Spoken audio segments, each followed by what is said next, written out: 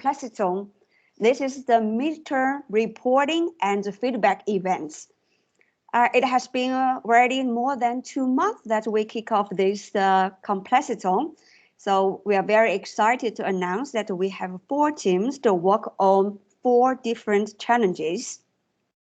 So today they are going to report their progress.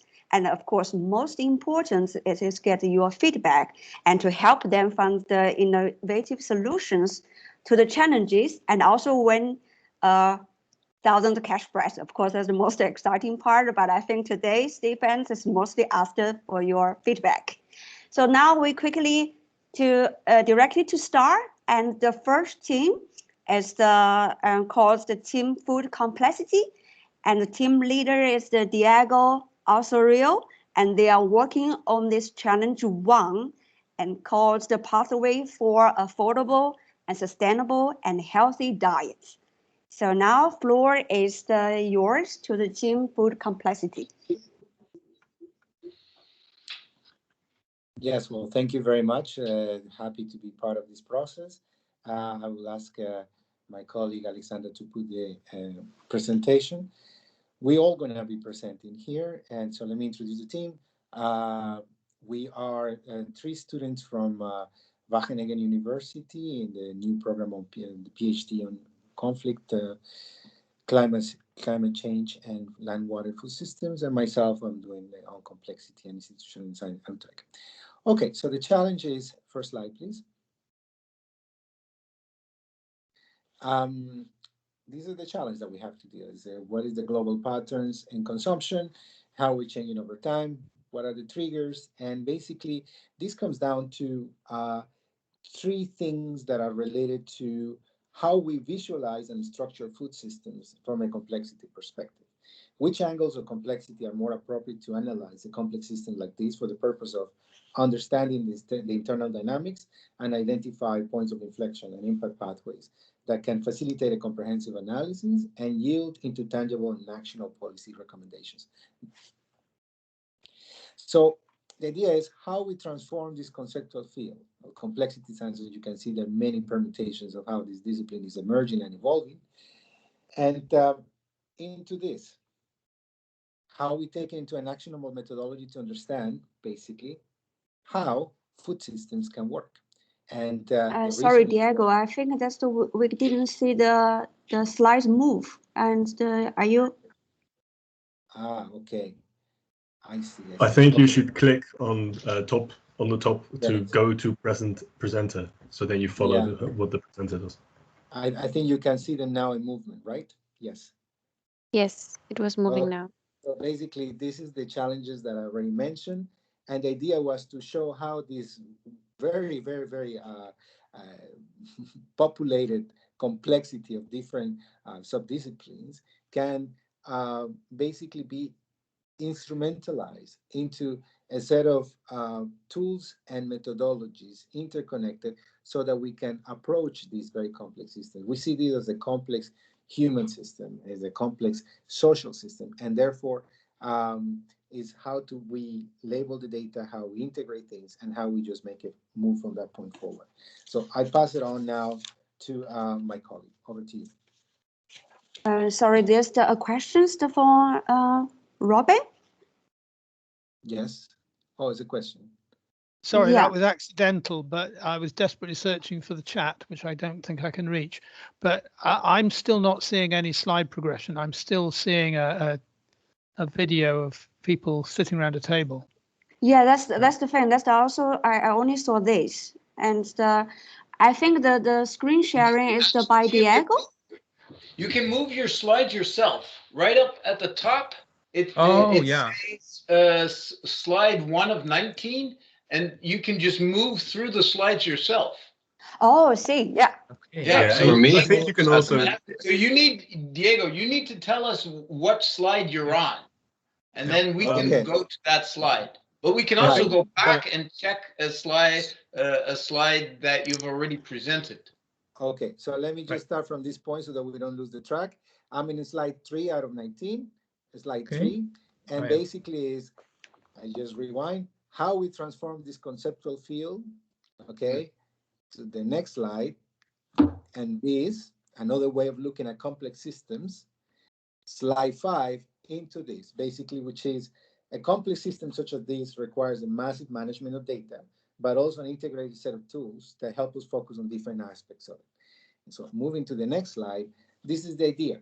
This is the idea, and we are halfway through. We are in the process of hatching basically the different parameters, but we want to follow a development and calibration of an integrated toolkit of complexity methodologies applied to strategic data sets to map the food system's relationships and interactions. This is something that is of major relevance for the work we're doing as well, and is basically to use how we can analyze central interactions and generate policy insight.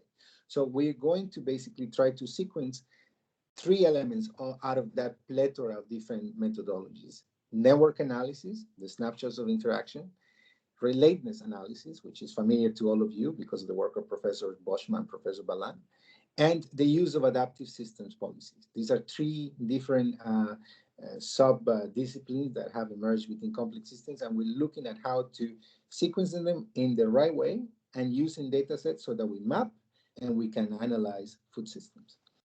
All right, so I pass it now.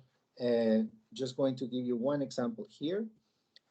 This out of an interesting sheet that was presented to us several years ago in one of the introductions to complexity is basically said we have taken the tools of complexity into how set of principles. Yes, somebody raised their hand.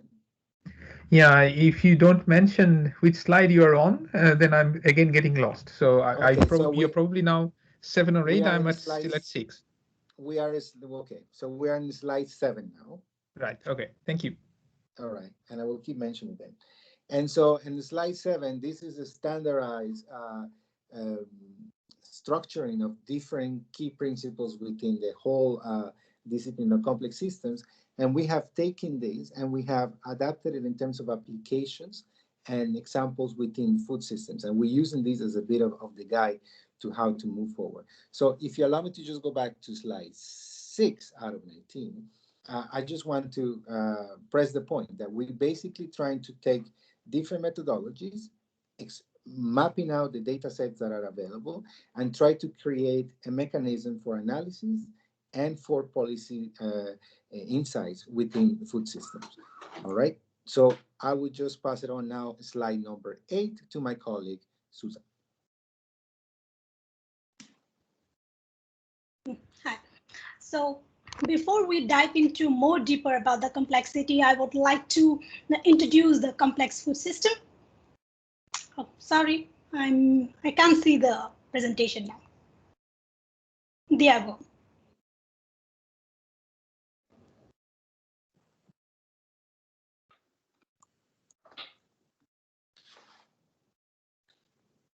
Yeah, sorry. So it's slide 8.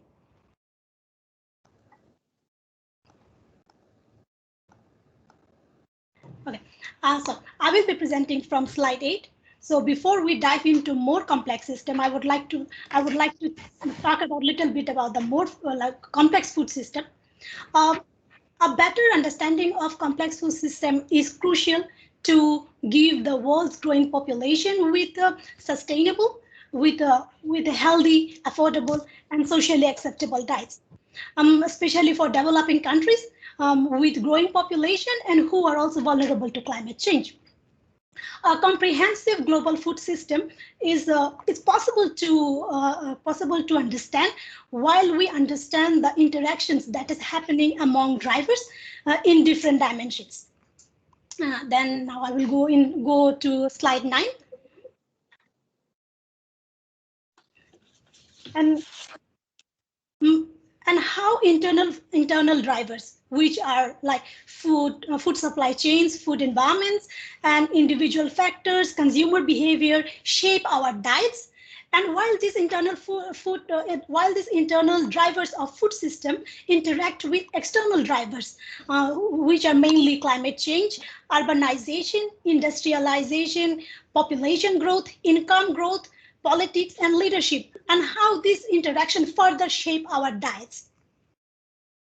And next slide, 10. And to to understand how our food system is sustainable, and a global map of sustainable food sustainability has been created using indicator. Using an indicator from 4 different dimensions, and these dimensions are environment, economic, social, food, and nutrition. But these are just basic data we are using, only using 27 indicators that has been showing in the matrix. But if we use the theory of complexity, if we can apply the complexity in these indicators, we can reveal another world of interactions that is happening in these indicators. Yeah, now I will pass to my my colleague. Thank you. Hello. So now we are at slide 11, and I realized that if you click at the to presenter, so you don't have to move the page yourself.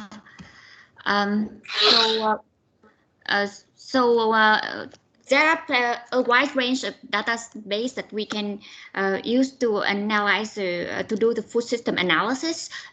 So based on the framework and the drivers of the food system, we identify some of potential database that we can use for the analysis. Firstly, like we found a lot of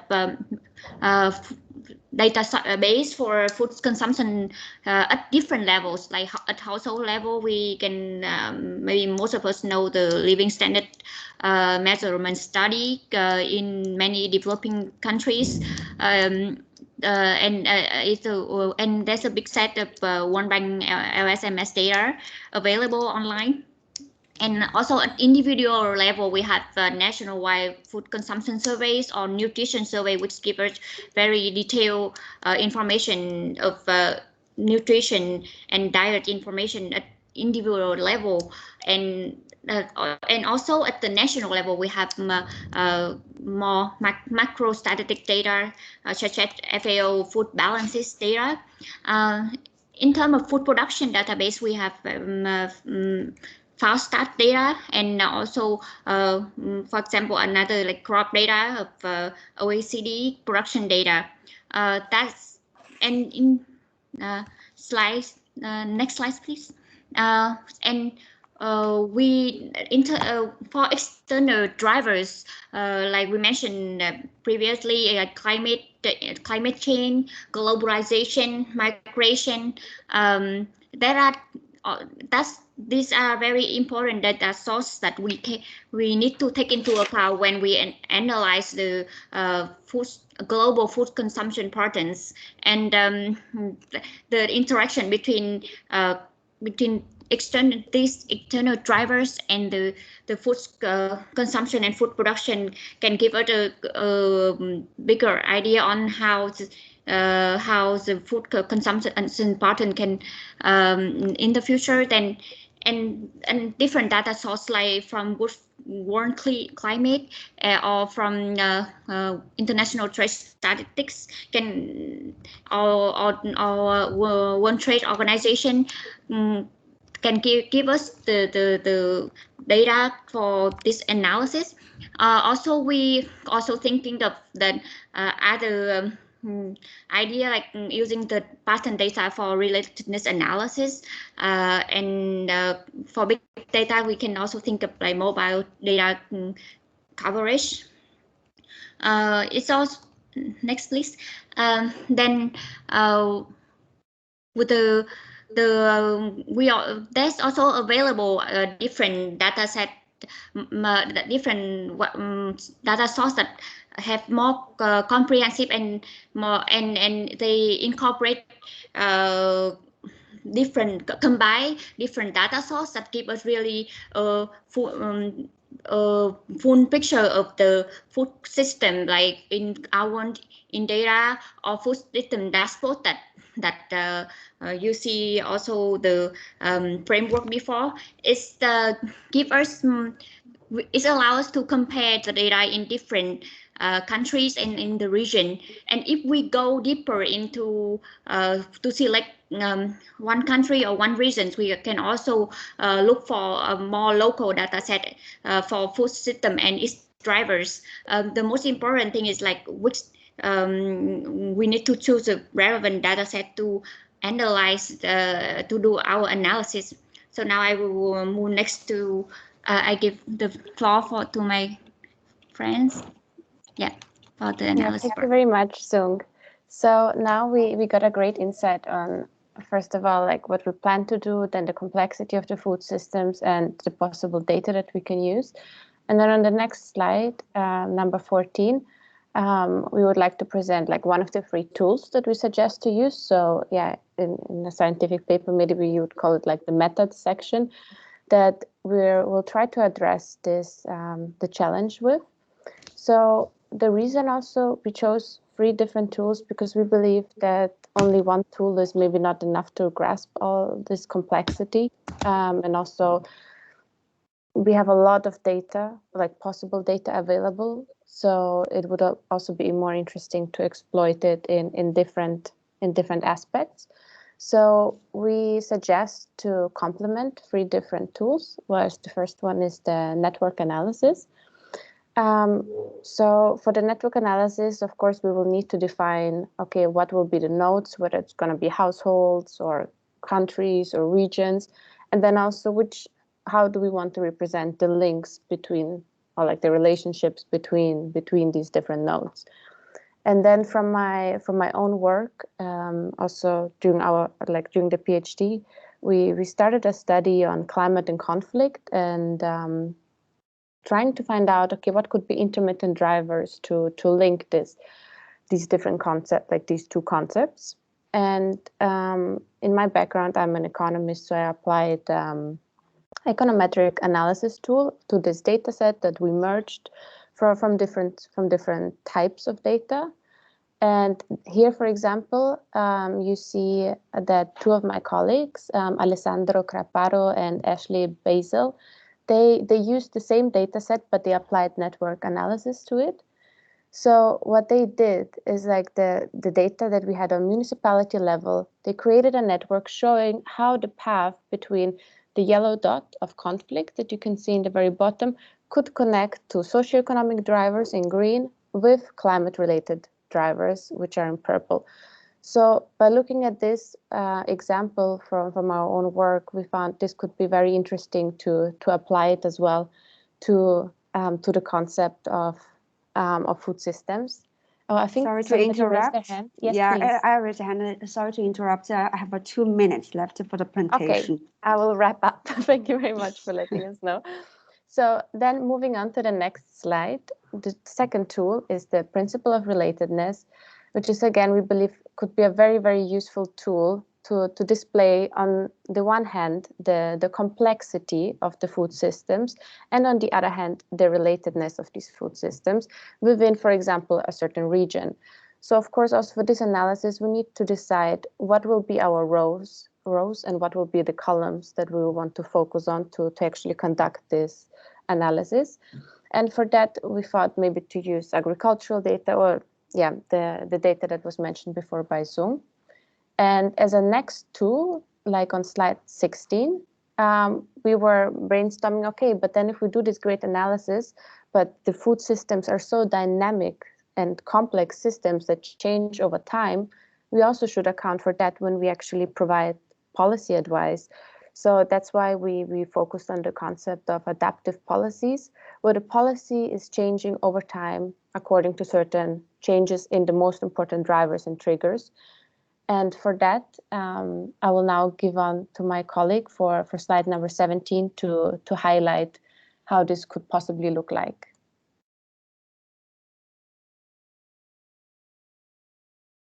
Slide 17, and basically what we're trying to have is a hybrid, and it will carry with the adaptive management framework some uses of adaptive policy analysis, and we will try to use it from a little bit of borrowing from political science in terms of for institutional design analysis. I'm aware of the time, so I will just move it straight into the questions, and this is slide 18 out of 19. In this initial process, we are basically facing many, but these are the 3 main that we're looking at, the main, no obstacles, but big questions. The boundaries in the use of the data. At what point that data is more applicable on the network analysis or the iterative data that we use on adaptive policy. The integration of the methodologies, in which sequence. This is a framework from the micro to the macro. Is one point issues such as scalability applicable to this. Third element is the ontology of the data sets and determining the complementarity. In general, and the scientific system, we believe that you apply the methodology and it has to go to a certain extent. And if it doesn't go there any further, then it might be element to consider the validity of not what you're doing. In this case, we're basically bringing three together and see if those three can deliver a better understanding of something that in many cases we probably already have approach with more standard systems, such as the econometric analysis that Alexandra mentioned. So we're going to the last slide. Basically, these are the sources, but if you just allow me go back to slide 18, this is what we want to do. These are the questions we're facing. We're going to go back to the Challenger holder, Gideon, and others. We believe we have plenty of data. We believe we have methodologies, and we're just looking at forward to being able to connect the three of them together. Thank you. Finish here. Great, thank you. And now, thanks for the questions. So, any questions from the audience or feedbacks or suggestions? Yeah, I saw there's the two, and the first, Deb. Yeah.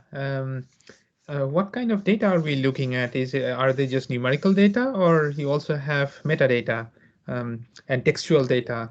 Did you think about it? Alexandra. Well, what we're mainly looking at is numerical data. So because also mainly my background, me and Sung especially, we used a lot of data that can be used for econometric analysis, let's say. So for now, we have not considered like metadata, let's say, or like text data. So I don't know if you know an interesting source that we could look at. I would be very happy to hear that. Ooh. Well, then I have to look at it at some point. Another question is that how big is your network, and do you need to perform some sort of a coarse graining to be able to scale up? We did not design the network yet. So for now, we're still at the stage where we really want to, especially also I think today, we really want to use the opportunity to help us to limit down what is most useful to do, let's say, because also, or like most applicable in this case and in the time frame, because we're looking a lot like at the global scale.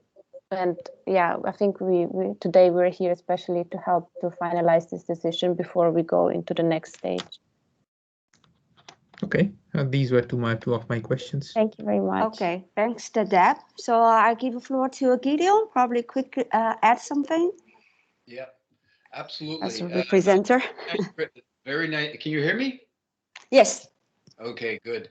Very nice presentation. Thank you very much. It looks really good. Very interesting, and it really aligns well with the idea behind the chapter. Now, Alexandra, you already mentioned an issue that I wanted to raise with you. Is namely, you need to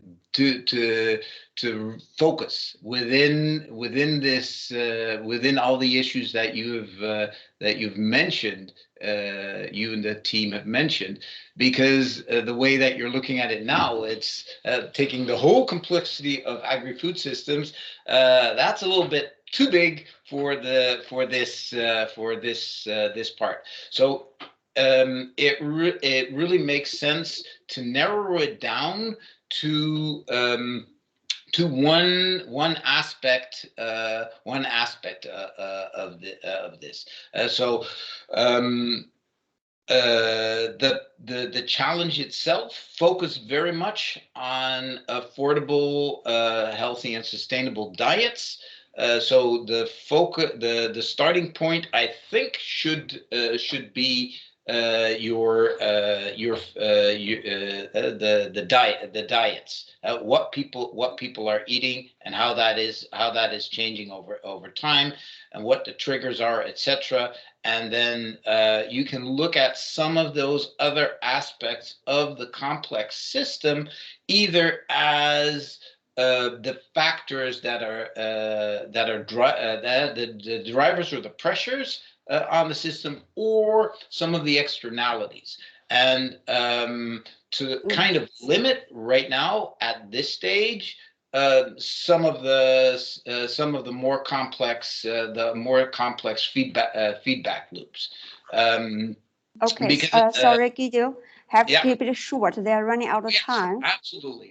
So that's one aspect. The other aspect that I wanted to raise with you is your what Diego mentioned in the challenge number 3, where of what you're dealing with is the ontology part, where which I assume you're talking about how can you make all the different data sets from different data sources talk to each other when they're using completely different conceptual frameworks, different classifications, etc. Am I correct? Yes, that's the line of reasoning. Yeah. Okay. Shall we just continue to the next presentation? I think it's really out of time. Yeah, good. Okay, thank you very much for a question. I saw Robin actually still have a question, but we have to move to the next. So the next will be the teams, the MS, and the team leader is Qi Xiangfan, and they are working on challenge 5, crawling through the rubbish data mining of the scientific literature on marine plastic pollutions. Okay, now the floor is to the team MS. Thank you. I'll try to share my screen.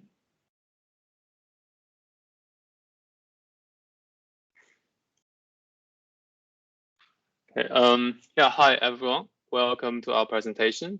My name is Kishan, and this is joint work with my colleagues Sebastian and Meiran. We are together from the Department of Methodology and Statistics at UU. Yeah, and we are all PhD candidates there. And like Xingyi said, our presentation is about trawling through the rubbish, data mining of the scientific literature on marine plastic pollution. And so just to give you a bit of context, I mean, as probably everybody is aware, we have increasing pollution of plastics in the oceans, on beaches, everywhere all around the world. And actually, this is a map of measurements of concentrations of plastic pollutions on beaches and also in the ocean all around the world. And you can see this is actually quite important issue, because it's like having a map like this or having a database that contains all of the measurements of plastic pollution all around the world is very important for policy making. It's also very important for scientific research, all kinds of purposes. And this map is actually from a website called Relatedness. And all of these measurements that you can see here, they're actually coming from literature, from scientific literature. So actually it's more than 1,100 publications out there. And the way they actually curated this map was actually by manually going through all potential scientific papers that contain measurements of plastic pollutions, and also manually extracting relevant measurement information from all of those papers, and then actually entering them into such a database, and then making a map out of it. So the motivation behind this research is actually to automate this process as much as possible, because I think it's also quite clear to everyone that so if you make this entirely dependent on human labor, then it's actually a very long and intense process. So actually there are 3 challenges that we are faced with. The first one is how we can automatically identify peer-reviewed papers that contain data on observations of plastics in the ocean and on beaches. And the second one is how we can automatically pass that data into a database. Following that, how we can actually geotag those observations to location and time of sampling.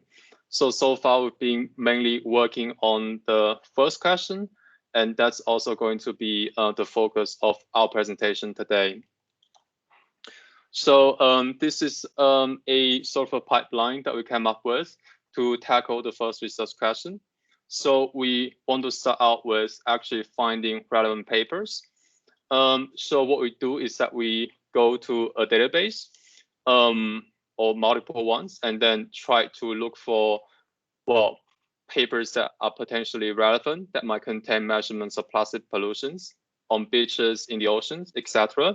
So once we have a lot of those potential relevant papers, the team will become annotators, and then we'll actually look at a small subset of the papers that we find and then label them. So try to decide whether they contain relevant measurements or not. So in this way, we can actually get a small, well, high quality label data set. And then with that, we like to make a prediction model to predict whether a future paper would be relevant or not.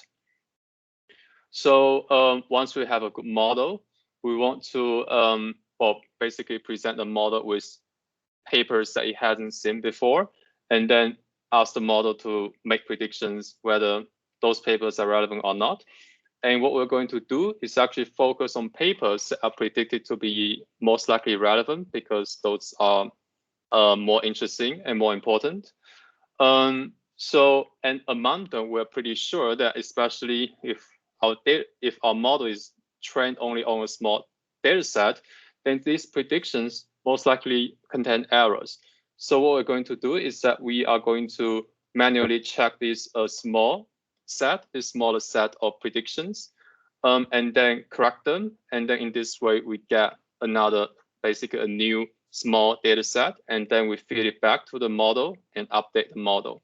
And we want to basically repeat this loop until the point when we think that the model's prediction performance is robust, and then it probably will be able to generalize well to future papers. So this is the general idea. And so far we are at this stage. So we have annotated a data set, and then we are building a model. So I'm going to walk you through this annotated data set, and Sebastian, my colleague, is going to walk you through some models that we have trained and show you some results. So yeah, so with this data set that we found, so what it did was that we went to a database called Scopus that contains a lot of scientific literature, and we use a search string containing keywords like marine, ocean, or plastics. This might give us papers that are relevant. And then we restricted the time frame to be between 2008 and 2021, because measurements from a very long time ago, they're not that relevant anymore.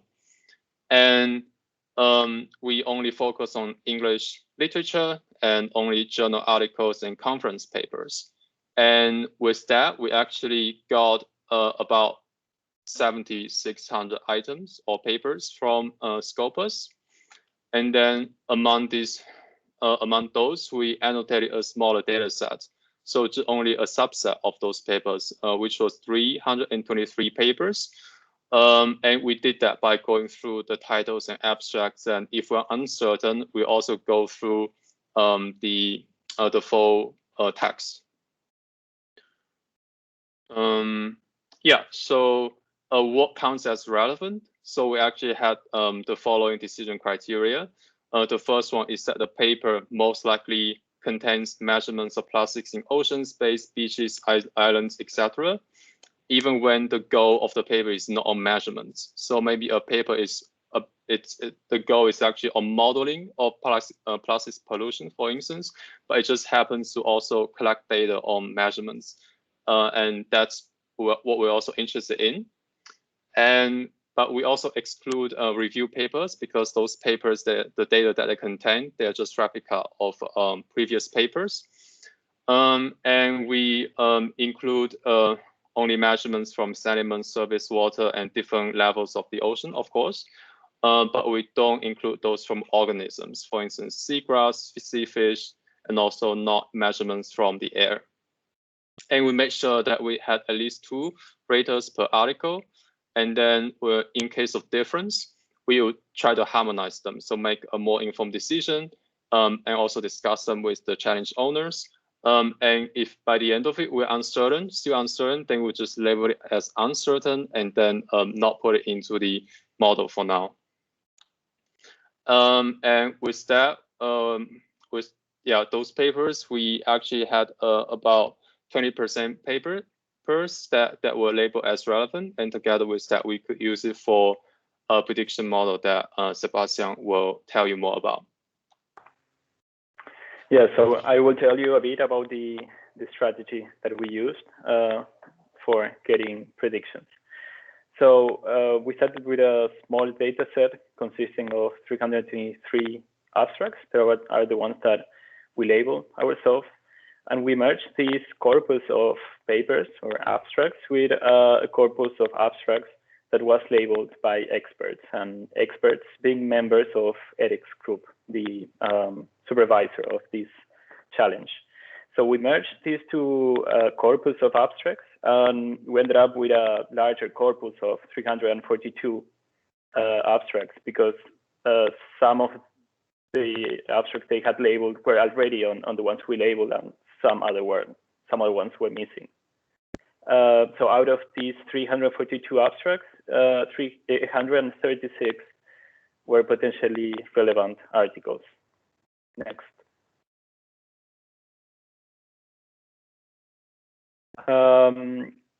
So the idea is we wanted to use this corpus of abstracts to train models on the task of identifying potentially relevant papers. But the thing is, the computer can't really access to a data consisting of text, data, and abstracts. So what we had to do is to pre-process these corpus of abstracts into a way the computer can use, which is the tabular data. So there are different ways of doing this. And we took, what is one of the basic and most used ones, which is named the bag of words. And I will explain it with an example. Can you press next, please?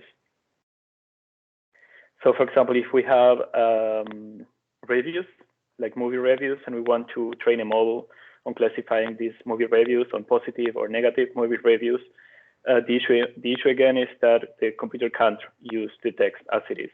So we have to follow a series of steps. First, we tokenize the data. So we separate the sentence into words. We remove the stop words, which are words that are not informative, such as articles or quotation marks. And then we build what is known as a bag of words, which is tabular data, so a matrix in which we have cases in the rows, so each of the reviews on the rows, and on the columns we have each of the words that were available on this corpus of reviews. So each of these columns is a different feature, each of these columns is a different word. So what we get is a data set in which for each review, for each case, we know, for example, we count how many times each of the words appear. So this is a bag of words that we built for these 3 reviews. We follow the same process for the full data set of abstracts of 323 abstracts. And we built a way larger bag of words consisting on more than 8,000 words, so more than 8,000 features. And instead of counting the apparition of words for each of the abstracts, what we did is we used the term frequency. So what was the relative frequency of each of the words on each of the abstracts? Please move to the next. So after we got these tabular data out of the corpus of abstracts, we splitted the cases into a training set and a data set. So we use 80% of the cases, 80% of the abstracts for a training set and 20% for a testing set.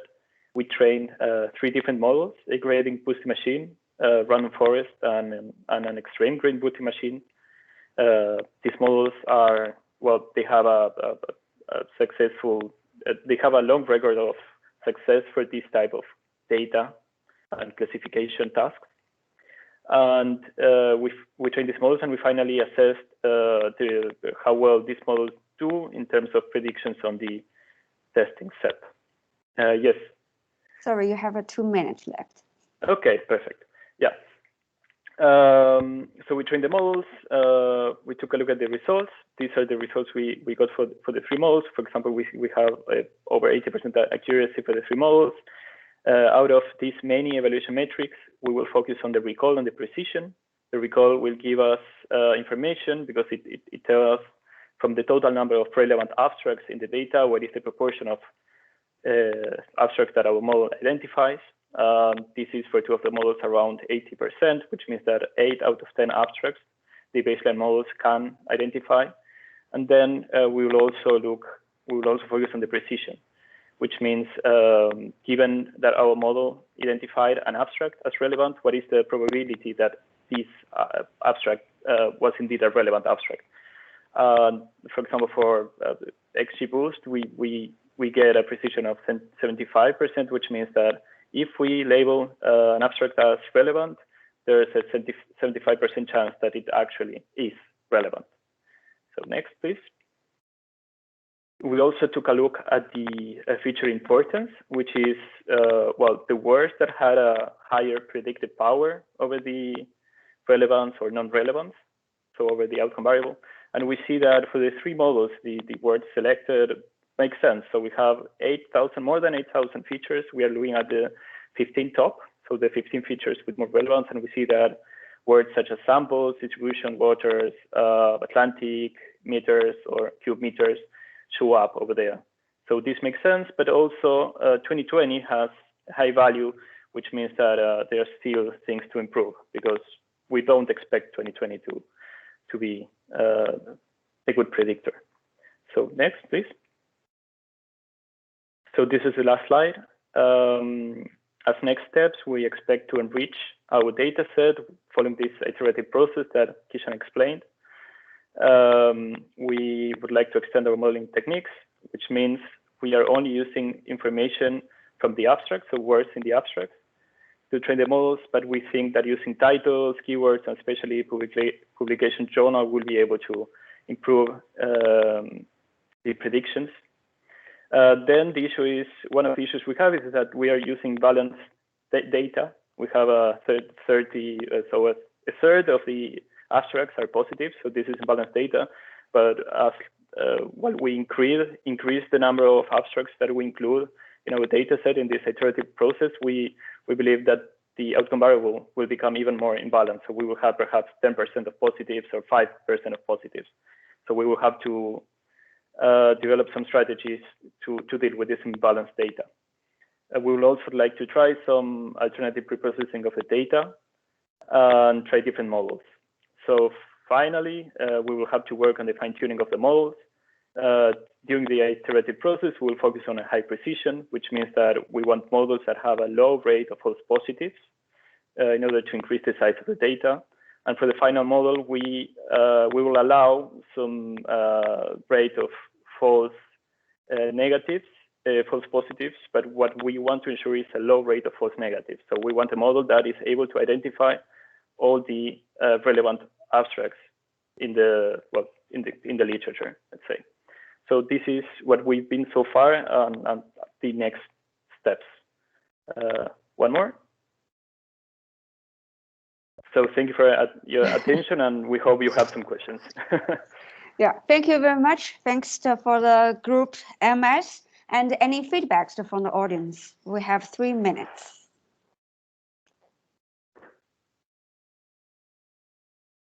Yeah, Robin, please. So thank you for a nice presentation. I was intrigued that, of course, the very data structure you're taking them from is a relational database. It knows which paper cites which and which is cited by which. And that just seems a very rich vein of information that you are choosing not to use. Yeah, so I think I can answer that. To be fair, it's something we didn't consider, but seems like a really good idea indeed. So thank you. We will check it out.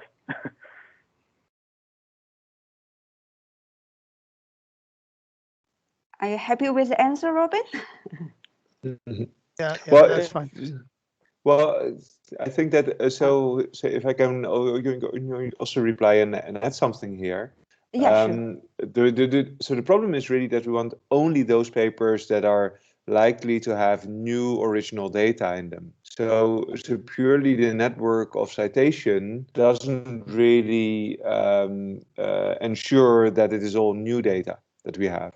So I think that, yes, it could be an interesting approach, but I think that it's not as simple as just going through the whole network and that gets you all the papers that are relevant. Yeah. Any more questions or feedbacks? Yeah, there's the one from, yeah, Francesco, please. Yeah, so I have a question. Is there like a standard being in development for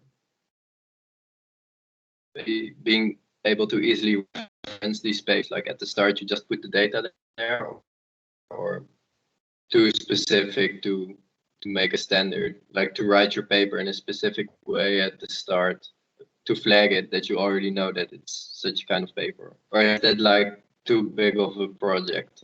Like not for you, but in general, I'm asking. Yeah, thank you. So Who's going to answer?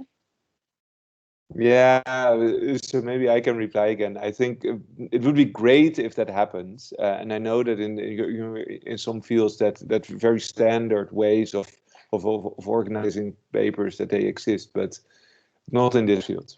Everyone writes their own paper with their own ideas and grammar and words, and yeah, if only they would be computer readable, that would then we wouldn't have this problem. Actually, we wouldn't have this project. Yeah. You can always use it for other projects, similar ideas, but it would be nice. Yeah, great. Let's move to the next presentation. Thank you very much for the previous presentations and the feedbacks. So we move to the next presentation by Team Groupier Edge. The team leader is who just asked the question, Francesca Carrera, and working on Challenge 6, Networks and Chemical Evolutions of Oil Paintings. Now the floor is yours. Okay, thank you. So yeah, I'm Francesco, and I'm the contact person for Groupier, which consists of me, Bas, and for the last months we have been looking at networks and chemical evolution of oil paintings, which was already previously researched by our supervisor, Julia Orlova, and she presented us with a new problem here. So first of all, why are we interested in the chemical evolution of oil paintings? And let's motivate that a bit. So here we see, we see an oil painting, and the thing about oil paint is that it changes color over time. So we clearly see a vivid bright part of the painting and a darker part. And this painting was actually cleaned just manually, so nothing with the computer. And you see that it's much nicer. So maybe would be if we would understand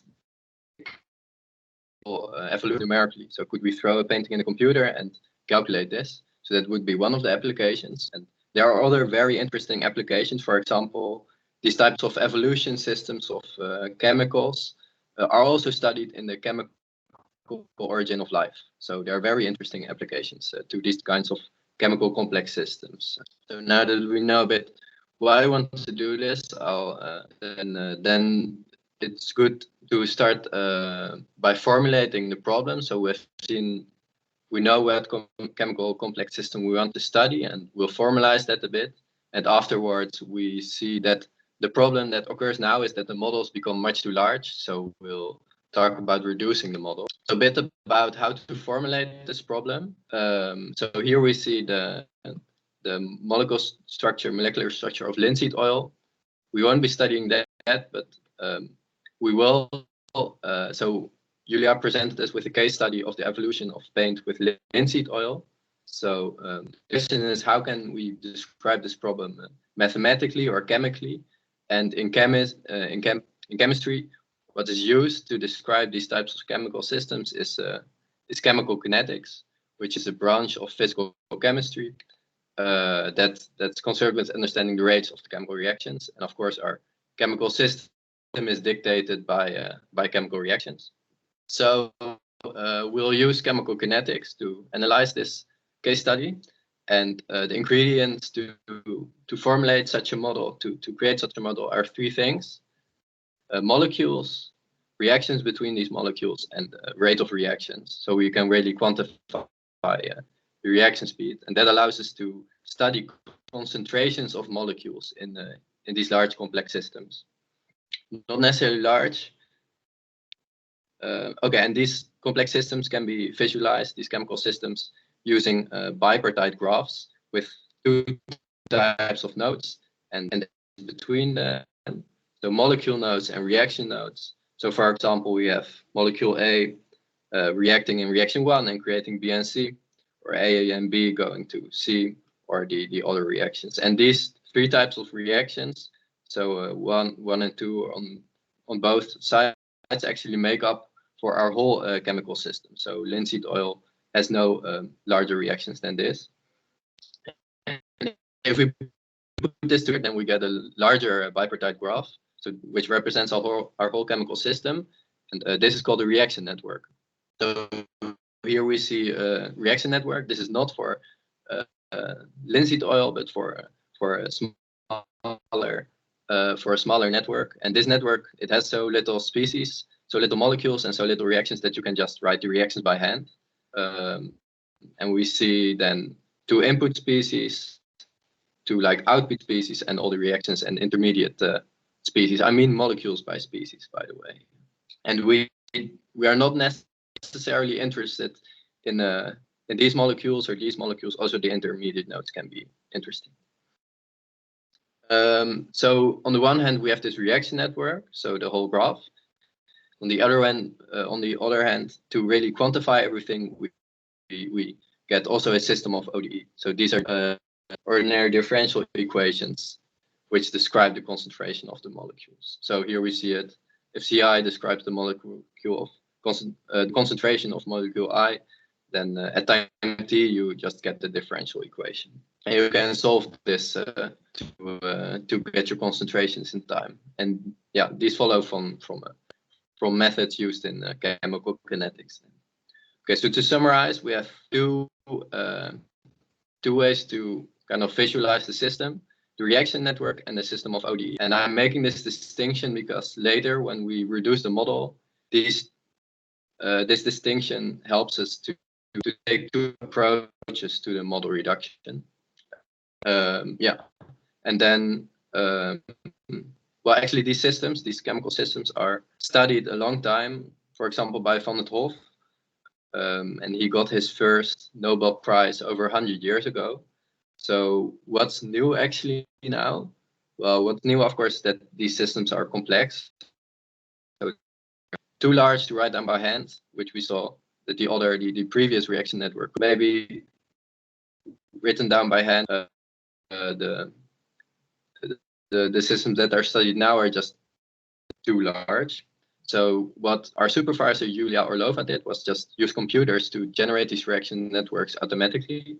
That's called automated reaction network generation. And what they did then, so what our supervisor did with some others was do this automatically. So then you get your whole reaction network and your system of differential equations automatically if you just input a few things. But then she encountered a new problem, a very natural problem. The models were just too large, and you couldn't really compute stuff because it just took too long. So she asked us to look into model reductions to simplify the problem. So that's what we'll be talking about for the rest of the presentation, a bit about the model reduction. So how can we simplify this? And again, the distinction that I mentioned before allows us to take 2 approaches. So one is structure-based. so more on the bipartite graph side, and the other non-structure based, a bit more on the ODE side. Distinction is not full, but it helps. So the structure based is, of course, we try to reduce the model using the structure of the graph, and the non-structure based is more based not on the structure of the graph, so more, let's say, just on the ODE, just abstract. And on this side, we tried a genetic algorithm, but we tried both sides a bit. We split the team into. Okay, so like about the structure. So, for example, the kinds of things we did, like removing a one-on-one relation in the graph. So suppose we have molecule A reacting only into molecule B, and then B and C only takes part in 2 reactions, 1 and 2. Molecule B only takes part in reactions 1 and 2, and then it reacts onto C. Then maybe it would just be nice if we were not interested in B to remove B. So actually, these kinds of nodes were not part of our graph, but these kinds of ideas were used to do a structure-based reduction. And a bit more relevant in our graph was trying to remove like unimportant nodes, which were low concentration nodes, because these couldn't really start a reaction. These didn't really help, and low concentration difference nodes. But of course, we had to be careful a bit about bottleneck nodes, which we just defined as nodes which you couldn't remove because it would change the structure of the chemical system drastically, and then then the approximation didn't work anymore. So we looked a bit into identifying these bottleneck nodes, and one of our ideas, so this is our linseed oil complex, much larger. So one idea to identify the bottleneck nodes was to look at child nodes and parent nodes and just look at the difference. So we identified some nodes which had relatively a lot of child nodes versus parent nodes. And these were important because these could be indicators for that they were very important for the connectedness of the graph. So we would not like to remove these nodes, because if we would remove these nodes, then it would be possible that just the whole part of the graph would get disjoint from the other part, and that's what we absolutely do not want. So that's one idea. There were more sophisticated reduction methods, so a bit less ad hoc, and they were still structural. So we tried a bit of a cluster analysis, but the graph was just too dense to make this work. And there were some previous researchers that did something with betweenness centrality, but their reaction network was very different, so not of the type that we showed. So we had difficulty translating their methods to our graph, and that's a bit what we tried for the structure-based reaction. But we also tried so non-structure based, and in particular we tried a genetic algorithm. And most of the rest of this presentation will be dedicated to just describing this genetic algorithm, or a genetic algorithm in general. So this genetic algorithm is just to approximate our model in a clever way, and the idea is based on biological evolution. So it's a kind of a 2-step algorithm. So we have a generation of individuals which we might choose. Then we calculate the fitness. So how good would our choice be? How well does this individual approximate our model? And then that's the first step. And then the second step is, suppose we have these fitnesses, then we allow those models to reproduce, so to create possible offspring. And models with low fitness, they kind of die, so we don't consider them anymore. And so there's an iterative algorithm which create new generations which approximate our model better and better. So for our system, that would result in a number, so a bit string lambda, which contains ones and zeros, and it contains the amount of the reaction nodes, because we wanted to remove reaction nodes. So then our start is our original model is represented by only ones, because a 1 on spot I indicates that the ith reaction node is included. So our original model just includes every reaction node. And then a simplifying model would, for example, be something like this. So, and then it contains fewer reaction nodes. And to see how well it performs, we calculate the fitness. And the fitness is something like this. So we want it on the one hand to be small. So we want minus the number of nodes. We want this large, and we also want the error large to be small. Sorry, because then it approximates our original model well. And there's a bit of flexibility in the kind of fitness calculations. I'll talk a bit more about that later. Yeah, and now suppose we have this fitness, so we have our individuals and we calculate the fitness, then we need to create a new generation, and we can, so that's the second step of the algorithm. And you can create new generations in 3 ways. So tournament selection, 1-point crossover, and mutation. And yeah, we'll explain these principles with an example. So suppose we have a system with 6 reaction nodes. Sorry to interrupt. You have 2 minutes. Okay, thanks. Yeah. And we have, so I'll go a bit faster. And we have 4 individuals, and lambda 1 is our best individual. Then we would like lambda 1 to continue in our next generation. Okay, yeah, sorry. And tournament selection is just picking one of the individuals randomly, and then picking m other randomly individuals. And if the first individual is the best, then we allow to go to the next generation. And we try this many times to get a new, larger new generation. And in our case, if we could pick lambda 1, then it would definitely move on to the next generation. So the second way to generate a new generation is kind of by reproduction. So this is kind of a chromosome. So we have 2 individuals and they reproduce. So 1 chromosome and another chromosome, and just like in biological reproduction, then they mix. So and we use a probabilistic approach to kind of avoid going into a local minimum. So I'll go a bit faster. And the mutation is also it's based again on biology, and it's just changing one entry of the bit string randomly.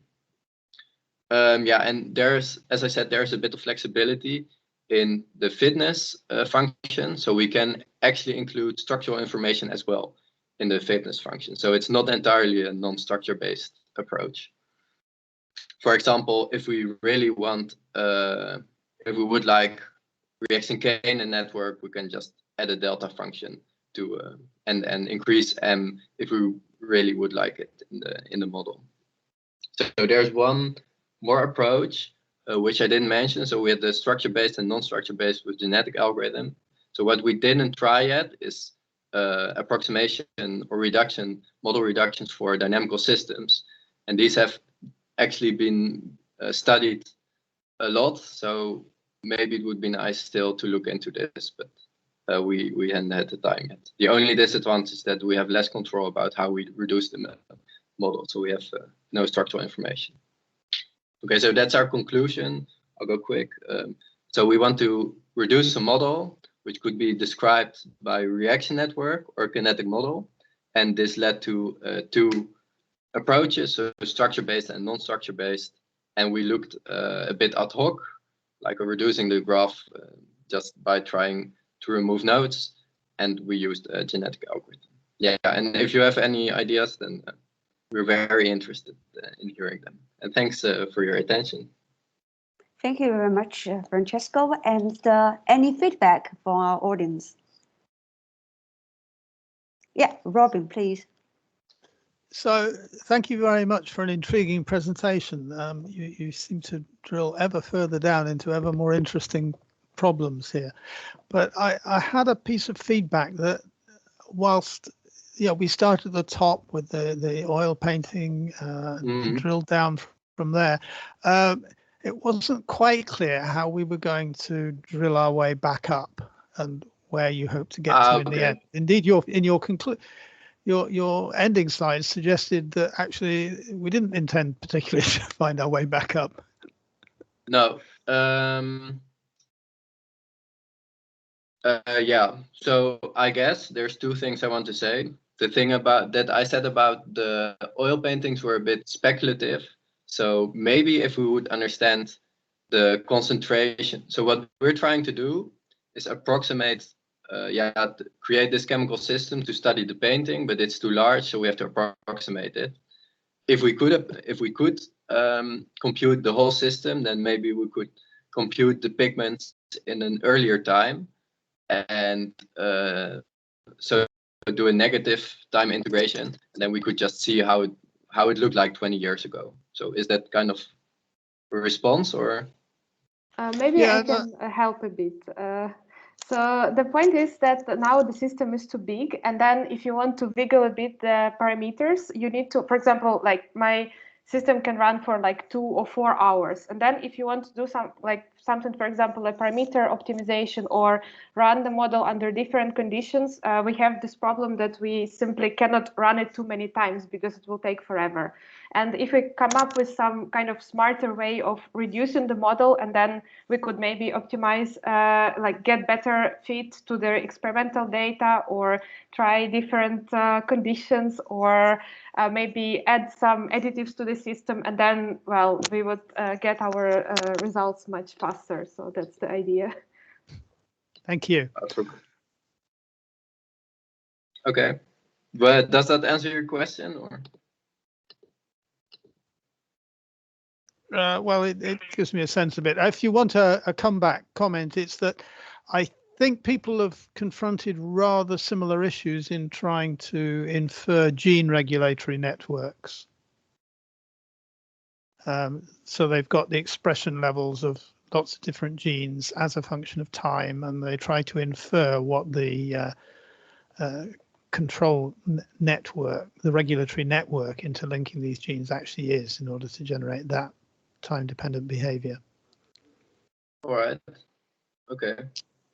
We can look into that. Thanks for the advice.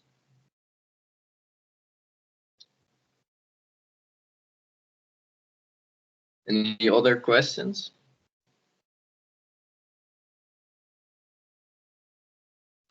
Well, if there's not more questions, then I only have compliments. I've never seen that before, that you can construct a network with genetic algorithms. So I think that's really cool. You also seem to know your stuff.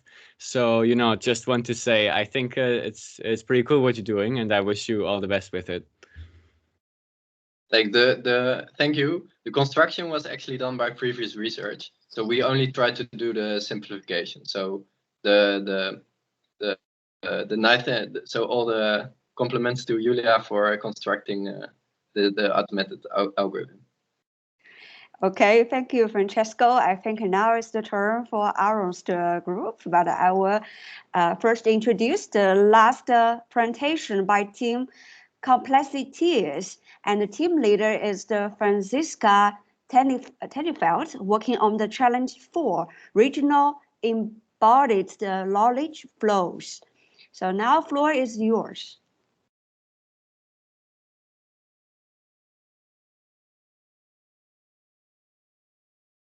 Okay, thank you very much. Can you see the presentation? Yes, I think so. Okay, so welcome to our presentation to knowledge and embodied knowledge flows in Portugal. First, a little map of where we're going to take you. So first, just to remind ourselves, I'll show you a little bit about the context, what it's about, and the data we have. Then our first idea, derived from the Hidalgo and Hausmann paper on economic complexity and how they calculate it. Then the second idea is a little bit of homebrew. So we want to use this history that we have in the data set as a maximum likelihood process. And then we have some preliminary results. And in the end, of course, some thoughts and questions to you and from you. And yes, we'll see. I'll try to be really quick so that we have more time to actually talk. Okay, first of all, what is molding? And well, to put it poignantly, it's kind of the basis of a consumer society, because this process that you see here is the cheapest and fastest way to make a lot of physical structure, specifically with plastic, but it can also work in similar ways with metals, for instance. And it doesn't always have to be this simple. Process can be much more complex, and then you also see with cars, they also used a lot these processes. And it turns out that Portugal seems to have a comparative advantage in the mold industry and related ones like plastics and glass. So that's what we're going to be looking at. The data we have, as I said, are about firms in Portugal, and we have 21 years of this data. What's in the data? We have about 1,800 workers, 500 firms, and about 600 positions that these workers are in those firms. And we don't only have characteristics of those workers and firms, but especially interesting is we have the employment history of those workers. So we can see how over time they moved between different companies. And this is where the embodied knowledge flows comes from, because you have some like certain knowledge in your head, kind of, that's why it's embodied, and you move around with it when you move to a new country. So on the right here, you saw just the age distribution, and that looks kind of okay, kind of normal to me, a little on the young side perhaps. But then more on the topic, so the left shows how many companies one single worker has worked in the past. And we see here, rather strangely, that most people over 20 years seem to have stayed with a single company, and only very few have switched once, and even fewer more than that. So that's a little bit suspicious, but we can talk about it later. On the other hand, how many workers are there in every company? And again, we see that they're really, really small usually, which is again a little bit strange, since this is not an easy process, this molding. As you saw, it can get quite complicated. So you would think there is several people involved. But yeah, so that's a part of the data side that we need to potentially talk about. So now what can we do with this? Where can we go with this? What are our directions of research? And we came up with two. First, what's in knowledge? So there are some methods from the past where people have tried to gain a grip on what knowledge is, and now we have this new data set. And it's a little bit more fine-grained on the level of individuals and firms. So we can just get a new perspective through that, perhaps. And secondly, then, why is it that those sectors are so successful in Portugal and not others? And potentially we can, use the first to answer this as well, but maybe also just other modern methods. So what's going to be our approach? For both ideas, it's going to be quite similar. Initially, we create some kind of modern complexity indicator. There will be two, I'll show you in a second. And then, of course, initially we check whether it's actually accurate and powerful. If that's so, then we can regress on it, and we can find out, well, what determines if a certain person or company has a lot of knowledge, whatever that means, or experience. And we can use traditional methods like OLS, but we can also use the modern ones like based on machine learning. And yeah, that would answer our first question: what is in knowledge? What makes it up, kind of? And after that, we then can also move on to compare different sectors, because we have a data set on the whole national economy, but for right now, we're only focusing on one subset of those sectors, but later we could expand it and compare them, as well as geographical regions that we could compare, and we could find out, well, what is it that makes them successful? And so now, what's our idea number one? And I think that most people, at least at the Complexity Center at UU, know this paper by Hidalgo and Hausman, so I'm not going to explain it in full detail, just a quick recap. They say there's originally a tripartite network between, in this case, countries and products, and in the middle there's capabilities, which you need, or knowledge that you need to produce these products. In reality, we only observe a bipartite network. And they use this network to calculate in an iterative algorithm how much knowledge is within each countries cumulatively, and also how much knowledge is or complexity is in a product. And for those that know the paper and that love equations, we have equations. So there you go to remind yourself. But on a more abstract level, it relies on two principles, which they say applies to exports. And now we have to think, well, does it also apply in the same way to firms and workers? And the first one, like in the original argument, is that if an economy produces many different products, it must have the knowledge to produce them. Therefore, as a whole, it will have quite a lot of knowledge if it produces many different products. And so that tells you something about the countries. The second one tells you something about the goods themselves, and it's the inverse kind of. If a product is produced by many different countries, it's probably not very difficult to make, and so there's not a lot of knowledge required to make it, like potatoes, you know, simple staple foods perhaps. And now we can think, how does this apply to our situation? And we can just start by replacing those terms and check if it still makes sense. So if a firm is diversified in the sense that it produces or exports many different workers and it sends them to other companies, then you could say, under the condition that these other companies are maybe also high knowledge, that the company themselves will require high knowledge and have lots of complexity. So that still works out. The problem is the second principle, because it says that if a worker has worked at many different companies, they will have less knowledge than someone who's only worked at a few. And yeah, we think that's not true. We think if you have worked at many companies, again, conditional on them being high knowledge, then you will also have more knowledge yourself. So we will have to very likely tweak this algorithm when we remake it ourselves. But again, maybe a point for discussion later. And now idea number 2, where you want to run history as a maximum likelihood process. And what do we mean by that? Well, we have all those different codes for jobs that people have, positions that they hold. And we can, at the beginning, at the first year of the data set, we can set a certain value for each of those positions. And initially, we can set this randomly. And then we let history happen. And what that means is we observe how these workers move over time from one company to another. And when they do that, we are saying they take their value or their knowledge, you know, embodied in their heads or in their bodies, perhaps, with them. That means it gets reduced from the company they're leaving and added to the one they're joining.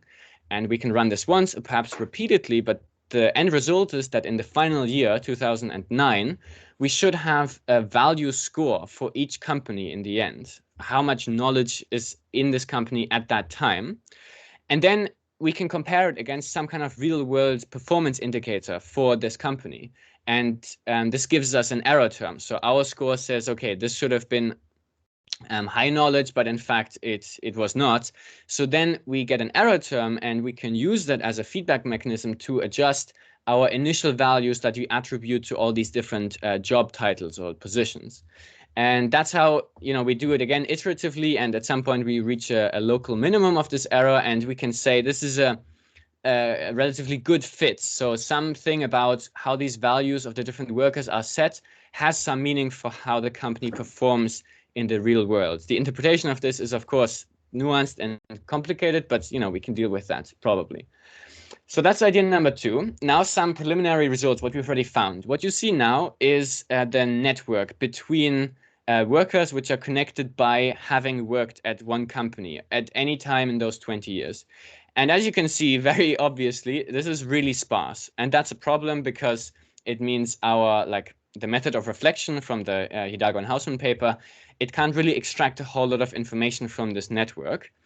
And you can see it here in the next slide too, where the regression, so on the y-axis we have the complexity score. This was for now just preliminarily calculated by the package that Professor Ballant made in R. And here we look at, if you remember, it matters for the method of reflection which iteration you look at, the even or the odd iteration. They have alternating interpretations. And if we look at the even one, it looks pretty good. We see here how many workers are in one company, just as a first order heuristic to check, well, does this number we've calculated actually mean anything? And we see that the larger a company or the more workers it has, the more knowledge as a whole this company is also said to have by the knowledge score. But it almost looks a little bit too good to be true. So maybe there's still some things going on there. On the other hand, if we used an uneven iteration, we see that, yeah, there's no such trend. So that's maybe something to keep in mind. And with that, basically, I'm also already through. Sorry if that was a little fast, but yeah, I want to really get the discussion going. Thank you for listening for now. These are some of the questions that we have, but maybe you also have some. So we wonder if this general identification strategy of those two ideas, if it works, does the principle apply with workers? Do we need to invert it, or do you think it would be okay just to pick the right iteration, odd or even? Then with like history as maximum likelihood, do we get real information out of it, like useful information? And also, what could be a good real-world indicator of a success of a company? And maybe for the economists among you, do those distributions seem right that we showed you of people working in companies? Or does the network graph that we showed you, as sparse as it is, do you think that's a problem? Or for the method of reflection algorithm, we definitely need a denser network? Yeah, all those sorts of things. For now, thank you for listening. And yeah, let's talk. Yeah, thank you very much, Aaron. Keep really nice and short. So it's nice to leave some time for discussion. So any feedback or already suggestions from the audience?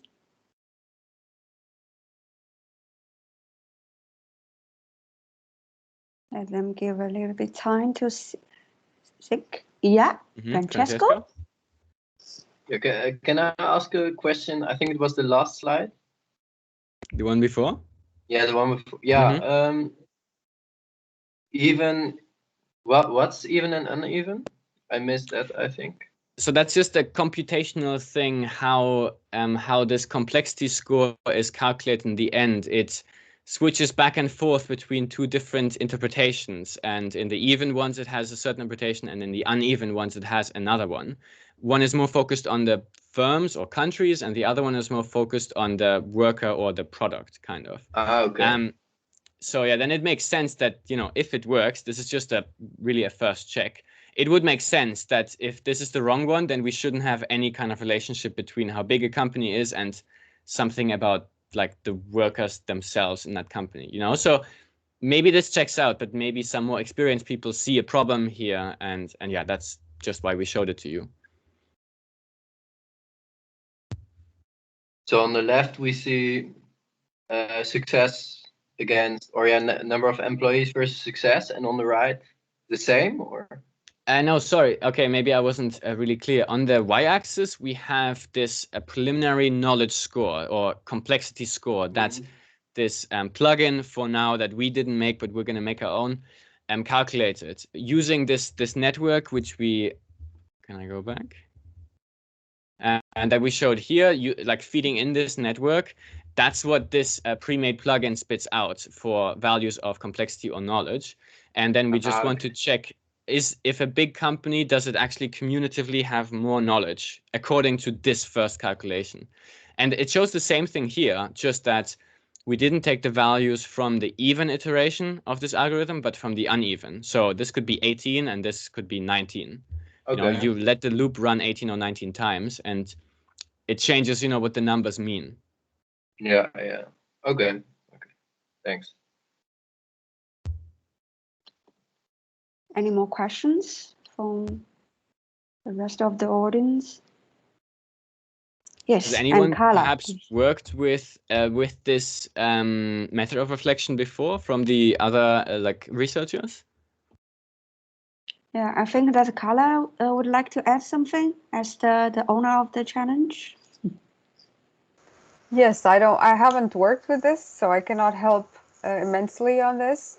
But I did have a comment. I mean, first of all, I think a lot of progress. So I really like to see what you guys have done already.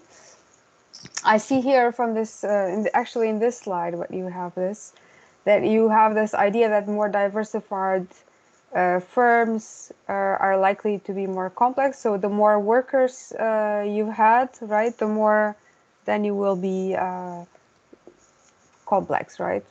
The more you export, you send to other companies, exactly, and then they're also high knowledge, the more it reflects back on you too. Yeah. I think this is indeed a good way to look at it, because from the history of the industry, we've seen that a lot of the companies who had a lot of good workers, at least they would leave to create their own companies. So maybe you can make a difference between the ones who go just to, you know, the ones that are unsatisfied and they look for another job, to the ones who leave to create a job themselves, because those you can assume have higher knowledge.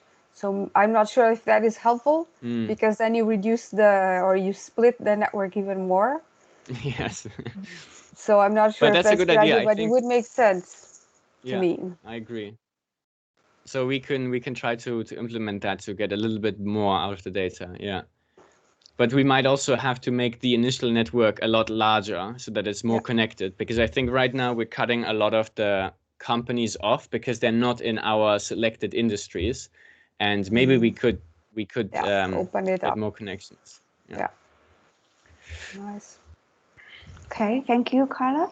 And any more questions, Stefan? Or comments, feedbacks, suggestions, especially people who have worked on this and are already sure this. Can I make just a comment? Yes, please. Sure. Yes, sorry, I was just trying to put it on chat, but I couldn't get the chat to work. Is that just that Hidalgo and Hausman, a very natural complementarity to that is what Professors Boschma and Balin are doing. And so and in a way, if you really ask them now, particularly Hidalgo and Balin, whether they will take the framework as presented with that early work and with Hausman, they will disagree to certain elements. So I will encourage you to look at those frameworks. It might hold some of the keys for what you're trying to do here. Interesting. What do you mean exactly with disagree? Like, has Hidalgo changed or like disregarded this approach? I mean, I cannot speak for him, but I think elements of the use of geography of knowledge and the principle of relatedness that we also mentioned in our paper seems to be given more of a good measure of how to map up the networks in terms of how the different factors are connected. Okay, that sounds like kind of what we want. So yeah. Maybe to you, Carla, do these distributions of, like, is it also you being Portuguese, does that make sense that companies are really small? Do you have any personal insights maybe on this? Indeed, yeah, these companies are really small, and apparently it's something that has to do with this specific industry, because they're very based on tacit knowledge. So they don't really manage to grow a lot. A lot of them, I mean, if it's also a really complex product, and every product is different. So they don't really manage to do a lot of products at the same time. It just becomes a little bit hard to manage, and there's very few companies who are really large. On average, I think they have 8 workers. So the data you found is not surprising to me, but it is, overall a bit unusual. But it does look reasonable to me. Okay. Great. Robin? Sorry. Yeah, Robin. Yes. Robin, please. Just a low-level, rather general comment that this business of two-way inference through links is of course very pervasive, and the one that everybody knows about is classifying websites, where you try the page number rank. of page rank and authority scores and all of that, and deep down it's essentially the same game. But of course, the people whose work you're drawing on know all about that anyway. So are you saying it's appropriate, or do you have some notion of criticism, of being careful, perhaps? No, I'm not criticizing, but in terms of worrying that your network is insufficiently connected, obviously, there may be lessons in the internet sector. That's true. We can check that. Okay, thank you. I think Robert also posted something on the chat, and would you like to just quickly illustrate that? Well, it was just to share.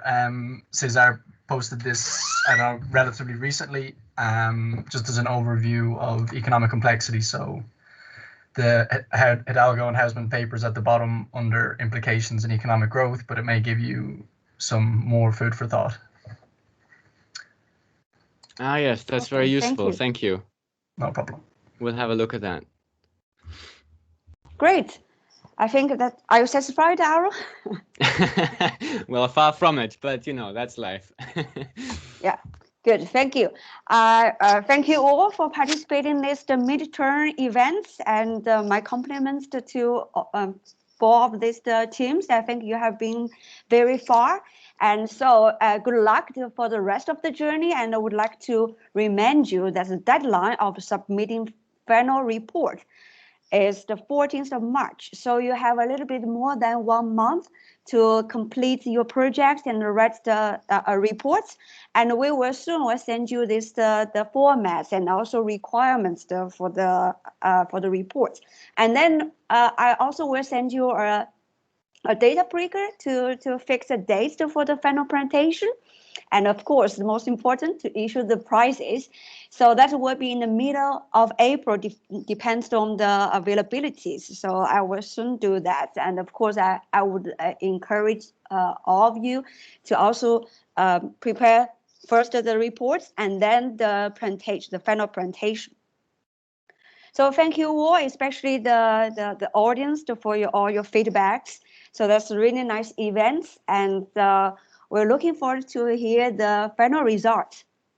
So have a nice weekend, and thank you all for your attention. Yes, thank you indeed, and also thank you for hosting.